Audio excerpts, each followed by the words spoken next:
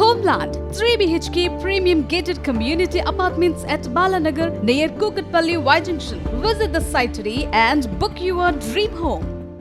మనిషన్నాక కాసింత కళాపోషణ ఉండాల కరెక్టే, కానీ ఆ కళాపోషణ ఊహించని స్థాయికి వెళ్ళిపోతే ఎలా ఉంటుందో చెప్పడానికి ఎగ్జాంపుల్ ఇతని కోరికలు డిమాండ్ల గురించి తెలిస్తే ఇలాంటోళ్ళు కూడా ఉంటారా, ఇంతటి పై స్థాయి వ్యవహారాలు వెలగబెడతారా అని మీరంతా నోరెళ్లబెడతారు. ఇందులో ఇంకో డౌటే లేదు. ఉగాండా సైన్యాధిపతి టర్కీకి ఇచ్చిన వార్నింగ్ ఇప్పుడు ఇంటర్నెట్ను షేక్ చేస్తోంది. అతనిచ్చిన అల్టిమేటం గురించే అంతటా చర్చ జరుగుతోంది.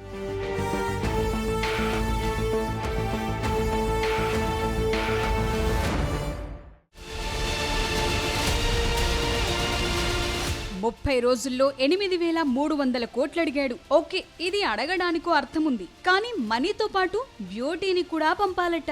ఇదే అంతా అవక్కయ్యేలా చేసింది. సాధారణంగా ఓ దేశ సైన్యాధిపతి మరో దేశానికి వార్నింగ్ ఇస్తున్నారంటే అది యుద్ధం గురించో సరిహద్దు వివాదాల గురించో ఉంటుంది. కానీ ఇది వాటన్నింటికి భిన్నంగా అంతకు మించి అనేలా ఉంది. ఇప్పుడు సోషల్ మీడియా, అంతర్జాతీయ వార్తా వేదికల్లో దీని మీదే చర్చ. ఉగాండా ప్రెసిడెంట్ కొడుకు, ఆ దేశ సైన్యాధిపతి జనరల్ ముహుజీ కైనెరుగాబా టర్కీకి ఇచ్చిన వింత వార్నింగ్ తెగ ట్రెండ్ అవుతోంది. ప్రపంచ దౌత్య చరిత్రలో ఇలాంటి చిత్ర విచిత్రమైన కోరికను ఎవరూ కోరి ఉండరు. అందులోనూ ఓ దేశ సైన్యాధిపతి మరో అగ్రదేశానికి ఇలాంటి అల్టిమేటం ఇచ్చారంటే అంతా షాక్ అయ్యారు. $1 బిలియన్ డబ్బుతో పాటు దేశంలోని అందగత్తని భార్యగా పంపాలన్నాడు. వినడానికి సినిమాల్లోని విలన్ డైలాగ్ గా ఉన్న ఉగాండా సైన్యాధిపతి టర్కీకి ఇచ్చిన వార్నింగ్ ఇప్పుడు ఇంటర్నెట్ ని షేక్ చేస్తోంది. చరిత్రలో ఎన్నడూ వినని చూడని రీతిలో ఉగాండా సైన్యాధిపతి ముహుజీ కైనెరుగాబా ఈ సంచలన వ్యాఖ్యలు చేశారు.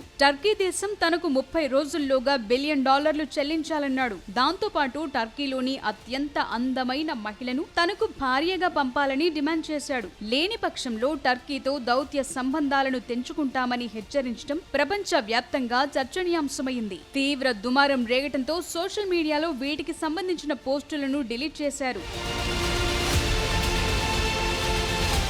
సోమాలియాలో ఇస్లామిక్ మిలిటెంట్లకు వ్యతిరేక పోరులో భాగంగా కొన్నేళ్లుగా అందిస్తోన్న సైనిక సేవలకు గాను $1 బిలియన్ చెల్లించాలని డిమాండ్ చేశారు. అదేవిధంగా తాను పెళ్లి చేసుకునేందుకు తనకు భార్యగా ఆ దేశంలోనే అత్యంత అందమైన అమ్మాయిని పంపించాలన్నారు. 30 రోజుల్లోగా తన డిమాండ్లకు అంగీకరించకుంటే దౌత్యపరంగా తీవ్రమైన పరిణామాలు ఎదుర్కోవాల్సి ఉంటుందని హెచ్చరించారు. తమ దేశంలోని టర్కీ ఎంబసీని మూసివేస్తామని, తమ గగనతలంలో టర్కీ ఎయిర్లైన్స్ విమానాలను నిలిపివేస్తామని, అన్ని రకాల దౌత్య సంబంధాలను వదులుకుంటామని హెచ్చరించారు. వెన్నుపోటు పొడిచే స్నేహితుడు ఎవరికి కావాలంటూ కైనెరుగాబా అన్నారు. భద్రతా దృష్ట్యా టర్కీకి ప్రయాణాలు ఆపేసుకోవాలని కూడా ఉగాండా పౌరులకు సూచించారు. అంతేకాదు, పవిత్ర భూమి రక్షణ కోసం ఇజ్రాయెల్ కు 1,00,000 మంది ఉగాండా సైనికులను పంపేందుకు సిద్ధంగా ఉన్నట్లు తెలిపారు. సోమాలియాలో మౌలిక సదుపాయాల ఒప్పందాల నుంచి ఆ దేశ రాజధానిలో పోర్టులు, ఎయిర్పోర్టుల కార్యకలాపాల వరకు టర్కీ పెద్ద ఎత్తున లాభాలు పొందుతోందని, ఇదే సమయంలో ఆఫ్రికన్ యూనియన్ మిషన్ల ద్వారా 2 దశాబ్దాలుగా అక్కడ అల్ ఖైదా అనుబంధ ఇస్లామిక్ ఉగ్ర సంస్థ అల్ షబాబ్ మిలిటెంట్లపై పోరులో ఉగాండా తీవ్ర భద్రతా భారం మోస్తోందన్నారు కైనెరుగాబా.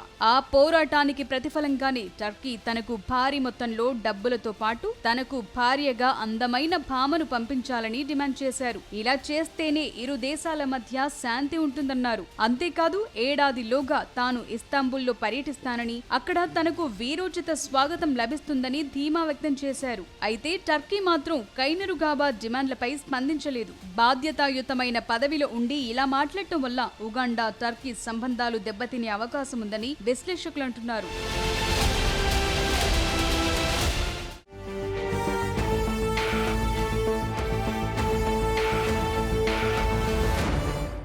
ముహుజీ కైనెరుగాబా ఇలాంటి వింత ప్రకటనలు చేయడం ఇదేం మొదటిసారి కాదు. గతంలోనూ ఆయన చేసిన వ్యాఖ్యలు ఇంటర్నేషనల్ లెవెల్లో పెను దుమారాన్ని రేపాయి. దాంతో కెన్యా ప్రెసిడెంట్ క్షమాపణలు చెప్పాల్సి వచ్చింది. గతంలో ఇతను చేసిన చిత్ర విచిత్ర డిమాండ్ల గురించి తెలిస్తే ముక్కున వేలేసుకుంటారు. అప్పుడు అనిపిస్తూ ఉంటుంది, వీడేంట్రా బాబు ఇలా ఉన్నాడు అని.